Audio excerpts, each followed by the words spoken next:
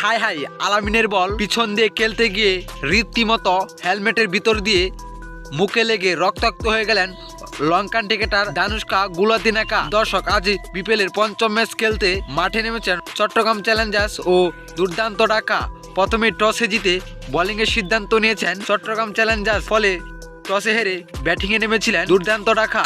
এদিন দুর্দান্ত ঢাকার হয়ে অপিলিংয়ে নেমেছিলেন নাইম শেখ ও দানুশকা গুনাতিলাকা।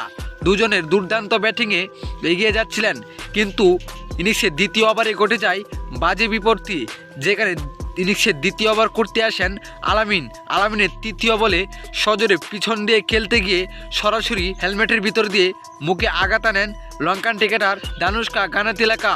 তারপর পিজিওএসে প্রাথমিক চিকিৎসা দিয়েও মাঠে সুস্থ করতে পারেন নাই দানুশকাকে। মাঠে সুস্থ না হয় রিটায়ার্ড আউট হয়ে টেবিলিয়নে চলে যান দানুশকা। তবে এদিন অসাধারণ বোলিং করে সবাইকে তাক লাগিয়ে দিয়েছিলেন আলামিন।